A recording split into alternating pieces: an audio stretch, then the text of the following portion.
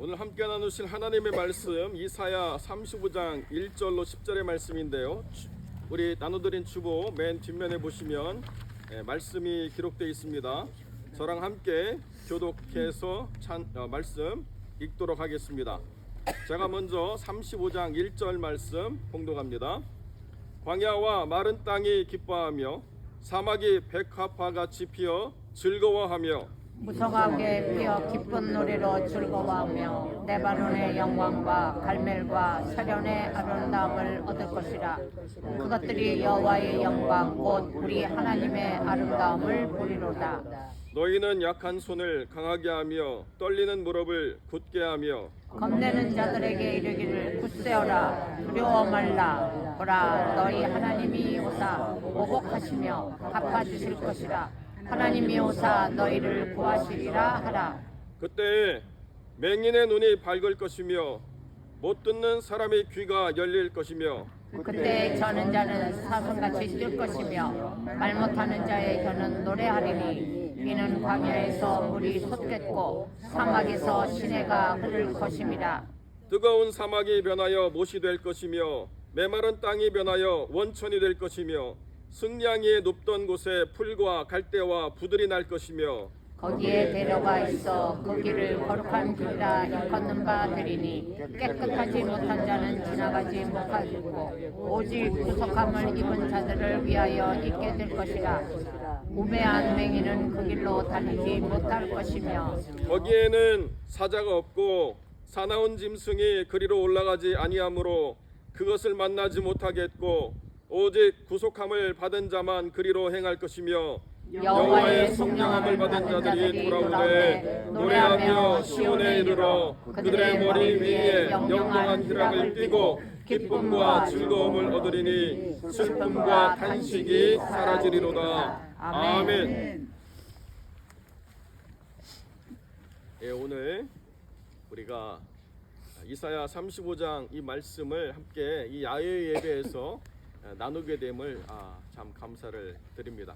이사야서는 예수님의 오심에 대해서 가장 많은 것들을 전달해 주고 있는 말씀인데요.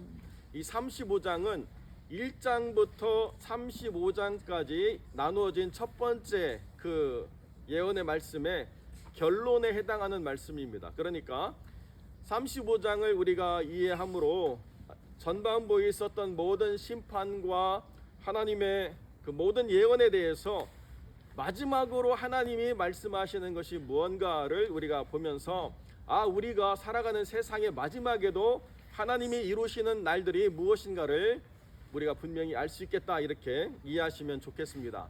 하나님께서 많은 나라들의 심판자가 되시고 모든 역사의 주인이 되시는데, 자 여러분, 그러면 우리가 마지막으로 바라보는 하나님의 나라는 이 땅에 있습니까? 아니면 하늘에 있습니까? 이 땅에 있습니다. 다시 한번 기회를 드릴게요. 우리가 마지막으로 만나는 하나님의 나라는 이 땅에 있습니까? 하늘에 있습니까? 하늘에. 예, 하늘에 있는데 여기 35장 내용을 쭉 보면 하늘에 대한 내용은 하나도 없고 땅에 대한 내용만 있어요. 자, 그러니까 틀린 게 아니에요. 맞는데 맞는 대로 가기 위해서는 하나를 거쳐서 하늘나라에 대한 그 이야기를 해야 되는 것입니다. 그래서 등장하는 게 뭐냐면 하나님이 땅을 고치신다는 거예요. 왜 땅을 하나님이 고치실까? 이 땅은 다 없어질 것이고 더 이상은 존재하지 않을 것인데 왜 땅이 고쳐질까를 하나님이 말씀하실까? 우리가 이것을 이해해야 된다는 것입니다. 자 여러분, 광야를 조지하는 상상을 할 수가 없어요. 이 땅은 광야라고 하는 게 어떻게 생겼는지 도무지 이해할 수가 없습니다. 근데 저는 광야에서 살다 와가지고 광야가 뭔지 압니다. 여러분, 사하라 사막이나 이런 사막 종주하는 그런 그 마라톤 같은 게임을 하다가 많은 사람들이 쇼크를 얻어가지고 죽는 경우가 있는데요. 그렇게 쓰러진 사람 보면 물병을 차고 있고 물병에 물이 있습니다.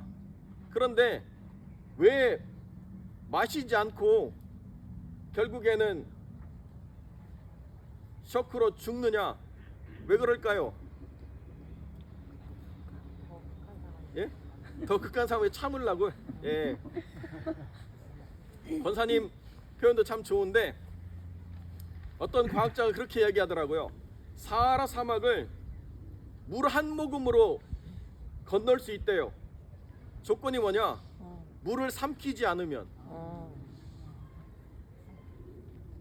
근데 우리가 그럴 수 있나요? 저절로 넘어가. 예, 그냥 가만히 있는데도 물이 사라지죠. 우리는 절대로 사하라 사막 한 모금 가지고 생각할 수 없습니다. 그런데 왜 사막 이런 종주하다가 사람이 쓰러지느냐?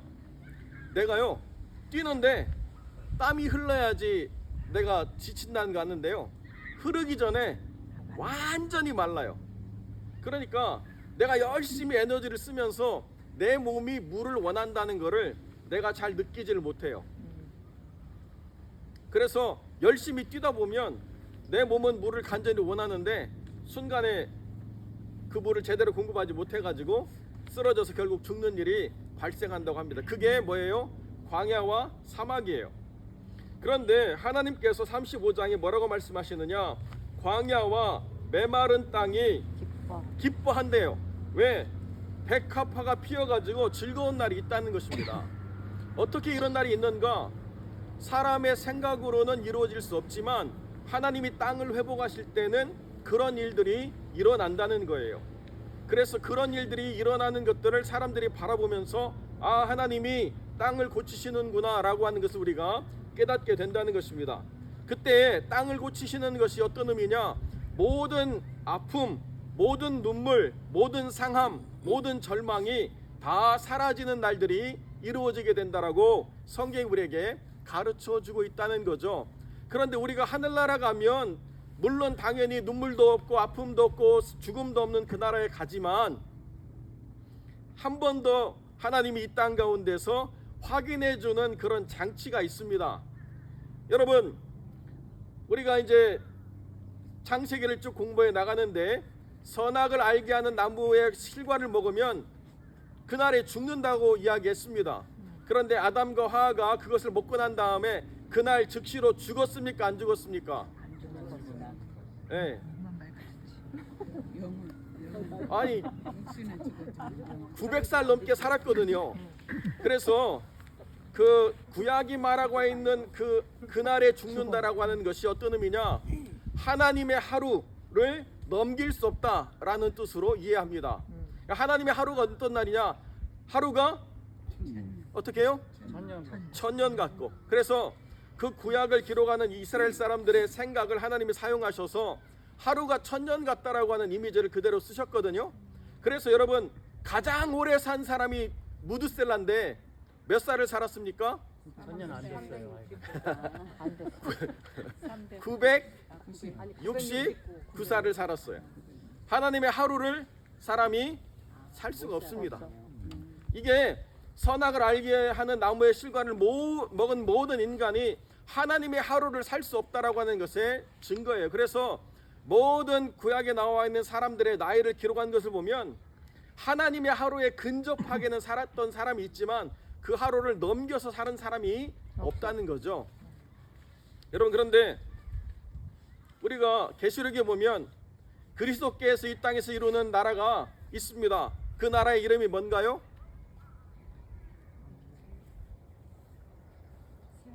예? 어떤 왕국? 예. 어떻게 다시 한번 어떤 왕국이요? 천년왕국. 왜 바로 하나님께서 구원받은 백성을 하늘나라로 데려가시지 이 땅 가운데 천년이라고 하는 시간을 그리스도의 다스림 가운데서 땅이 회복되어지고 모든 병이 낫고 모든 아픔이 사라지는 천년을 왜 이 땅 가운데서 살고 하나님의 나라가 임하는가? 여러분, 왜 그렇습니까? 예, 이제 구원받은 백성이요 하나님의 하루를 살아도 죽어요, 안 죽어요? 안 죽어요. 안 죽어요.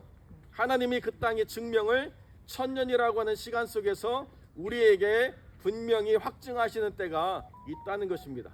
근데 신학적으로 천년 왕국이 없다라고 말하는 개혁 신학이 있기는 해요. 그런데 우리는 그것을 따르지 않습니다. 왜 그런가? 하나님께서 선악을 알게 하는 나무의 실과를 먹은 모든 사람들이 하나님의 하루를 죽을 수밖에 없는 저주 아래 있었지만은 그 저주를 예수 그리스도로 말미암아 우리가 다 해결했다라고 하는 증명을 해야 돼요. 그래서 그 증명이 뭐냐? 그리스도의 천년 왕국을 우리가 살아감으로 그 땅 안에서 하나님이 주시는 자유와 기쁨과 회복과 치유의 역사를 우리가 다 경험하고, 하나님이 정말 우리의 모든 저주를 십자가 아래서 끝내셨구나, 예수 그리스도의 피로 말미암아서 우리가 온전히 나음을 입은 자들이 됐구나.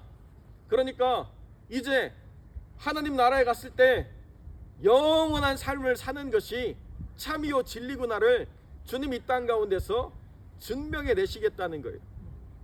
그러니까 35장의 이 땅의 회복은 그냥 이스라엘 사람들이 다시 잃어버린 땅으로 돌아올 것에 대한 약속이 아니라 다시 오실 주님, 그리고 그 주님이 모든 저주를 끊으시고 우리를 회복시키시는 그 역사가 참이요 진짜라고 하는 사실을 우리에게 증거하는 그날이 우리에게 반드시 있을 것이다 라고 하는 역사를 우리에게 보여준다는 것입니다.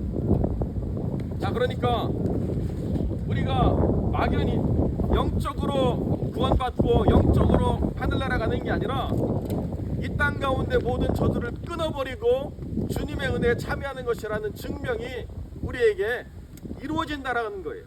그게 우리가 믿는 바라는 것입니다. 그렇기 위해서 주님이 우리를 어떤 길로 이끄시느냐? 번영의 길, 축복의 길, 모든 것을 마음껏 우리가 도달할 수 있는 성취의 길로 이끄시는 게 아니고 거룩한 길로 우리를 이끄신다는 거예요. 우리가 가는 그 길이 거룩으로 충만한 길이기 때문에 그 거룩한 길은 하나님 안에서 정결함을 입은 죄 사함을 받은 백성들이 갈 수 있는 길이다라고 우리에게 가르쳐주고 있다는 거죠. 우리가 지금 가는 길은 세상 사람들이 가는 길과는 확연히 다른 길을 가는 것입니다. 그 확연히 다른 길을 우리가 선택했기 때문에 우리가 가는 길에 이 길이 맞나라고 하는 의문이나 의심이 들 충만한 그런 상황들이 있다는 거죠. 그런데 오히려 그러한 모든 어려움과 모든 불편함이 깨끗하지 못한 자는 들어올 수 없는 필터링이 된다는 거예요. 무슨 말씀 이해가 되시죠? 자, 그러니까 제가 여러분들에게 주일날 그런 말씀 드렸습니다. 누구나 교회로 올 수 있지만 아무나 그리스도인이 되는 것은 아니라는 거예요. 누가 그리스도인이 되느냐? 거룩한 길을 다니기로 마음에 작정한 자, 그리고 하나님의 은혜 가운데 예수 그리스도의 피로 말미암아 정결함을 입은 자만이 그 길을 갈 수가 있다는 것입니다. 우간다에서 선교하시는 선교사님이 며칠 전에 저에게 기도 제목을 하나 주셨어요. 이제 자기가 은퇴해야 될 때가 됐는데 이 사역을 감당할 수 있는 사람을 좀 추천해 주십시오. 여러분, 그 사역을 감당할 수 있는 사람이 많을까요, 적을까요? 예? 많아요. 많습니다. 왜 많은 줄 아세요? 그 우간다에는요 20억 넘는 많은 투자가 이루어졌고요, 지금 대학이 승인되고 있고요, 학교가 지어져서 뭐 여러 가지 일들이 이루어가 있습니다. 자, 다시 말씀드릴게요. 거기 가고 싶은 사람이 있을까요, 없을까요? 네? 많겠네요. 세상 어디도요 돈 있고 땅 있으면 삶에 불편함이 없습니다. 그러면 갈 사람이 많겠죠. 그러니까 더 깨끗한 자를 찾는 거예요. 오염되지 않을 자를 찾는 거예요. 그 물질에 지배당하고 변질돼 가지고 썩어버릴 자를 맡겨서는 그 사역이 되겠습니까? 하나님께서 원하시는 것은 가난하고 병들고 약하고 힘없으라고 이야기하는 게 아니라 그 모든 것을 다스릴 수 있는 힘을 가질 때에 정결함을 우리가 유지해 갈 수 있다는 거죠. 제가 이번 주에도 그런 말씀 드렸습니다. 부하지도 않게 하시고 가난이 나지 않게 하시고 딱 아쉬움이 없이 모자람이 없이 적절하게 살아가게 해주십시오. 여러분, 그 야베스의 기도가 얼마나 여러분들에게 마음에 듭니까? 그렇지 않습니까? 예, 그래서 주님이 뭐라고 말씀하시느냐? 그래, 내가 부하지도 않게 가난하지도 않게 살아갈 수 있는 그런 절제의 힘을, 다스릴 수 있는 권위를, 오토리티를, 엑스시아를 너에게 줄 테니까 어떻게 해요? 연단을 받으라고 이야기하시는 거예요. 많이 주시면 어떻게 해요? 많이 보내면 내가 아무런 불편함이 없습니다.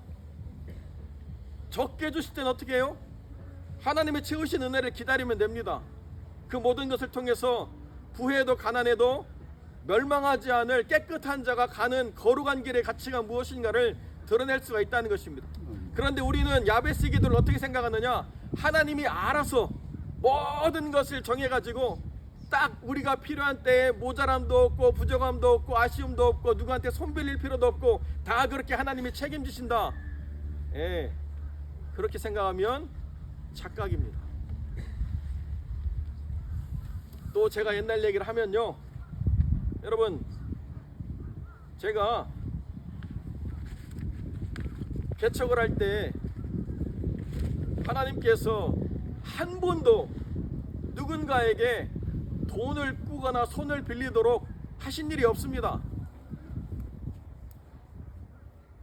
제가 4,500 스퀘어핏 자리를 빌려가지고 교회를 개척했는데요. 여러분, 스퀘어핏 당 1불이면 얼마를 내야 돼요? 4,500불요? 네. 4,500불이 어떻게 나왔을까요? 부하지도 않게 가난하지도 않게 하셨는데요, 그냥 얻어 걸린 게 아니에요. 하나님이 그때를 기도로 인내하게 하시고 하나님을 신뢰하게 하시고 우리의 모든 것을 하나님께 드리는 삶의 헌신과 결단을 우리에게 달아보실 때에, 그때 정말 미리 주시면 얼마나 편해요. 내기 전날까지 기도하게 하시고 그것이 채워지게 하셔서 그 다음날 내고 나면 또 뭐예요? 또 기도해야 돼요. 원 없이 기도했어요. 그런데 그때 우리가 누구나 할 수 있는 일을 하는 게 아니구나, 아무나 갈 수 있는 길을 가는 게 아니구나, 하나님이 지켜주시고 붙잡아 주시지 않으면 안 되는 길을 가는구나를 분명히 알았다는 거죠. 많은 분들이 요즘도 교회를 쇼핑하고 다니시는 분들이 있는 것 같아요. 이 교회 가면 나한테 맞을까, 저 교회 가면 나한테 기쁠까, 여러 가지로 교회를 찾는데, 여러분, 나에게 맞는 교회는 어떤 교회입니까? 나를 구별하게 만들고 나를 깨워서 경성하게 만들고 나를 예수 그리스도의 피를 의지하게 만드는 교회가 나한테 맞는 교회예요. 내가 부족함이 없고 내가 원하는 것을 다 얻을 수 있고 아무런 문제 없이 우리 아이들 맡기고 나는 편안하게 주일 하루를 보낼 수 있고, 물론 그런 교회가 여러분에게 마음에 들 수 있을런지 모르겠지만 그것은 우리의 영을 살리는 게 아니에요. 주님께서는 우리에게 무엇을 말씀하시느냐?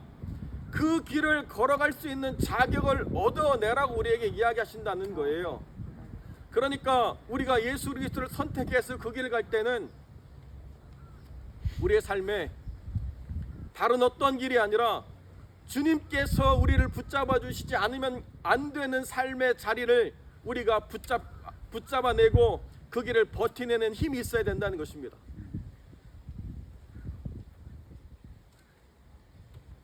제가 말씀을 더 깊이 하려고 하지만 여러분들이 너무 추워하시는 것 같아서 제가 더 말씀을 길게 못하겠어요. 자, 여러분 기억하세요. 우리는 이 땅을 살아낼 거룩한 사명을 가진 사람들인데요, 그 사명을 어떻게 가야 되느냐? 예수 그리스도의 피로 말미암아 정결함을 덧입는 은혜를 가지고 가는 거룩한 길을 선택한 믿음의 순례자라는 것입니다. 그 삶을 살아내기를 결단할 때에 하나님이 우리와 동행하시고 우리를 이끄신 역사를 우리가 분명히 경험할 줄로 믿습니다. 아멘. 기도하겠습니다. 거룩하고 존귀하신 아버지 하나님, 감사와 영광을 주께 돌립니다. 오늘 우리가 이 귀한 자리에서 하나님의 지으신 세상을 바라보며 이 세상이 얼마나 하나님 보시기에 추웠는가를 우리가 떠올리게 되고, 그리고 또한 하나님께서 이 죄악 많은 세상으로 인하여 얼마나 마음이 상하신가도 또한 함께 생각하게 됩니다. 주님, 은혜를 베풀어 주셔서 우리로 이 땅을 회복시키는 역사를 이루게 하시고, 우리로 깨끗한 자가 되어서 거룩한 길을 걸어갈 수 있는 이 순례의 모든 여정을 완주할 수 있는 믿음의 삶이 될 수 있도록 하나님 역사하여 주옵소서. 아멘. 존귀하신 아버지 하나님, 어떤 문제를 가지고 힘들고 무엇 때문에 마음 상하고 육체의 어떤 곤고함으로 아파하는지 우리가 다 알 수 없지만, 우리를 지으신 하나님께서 우리를 온전케 하시고 새롭게 하심으로 능히 이 모든 것을 물리치고 우리가 하나님 안에 이 순례 여정을 완주하는 믿음의 승리자가 되게 하여 주옵소서. 감사드리며 우리 주 예수 그리스도의 이름으로 기도드립니다. 아멘.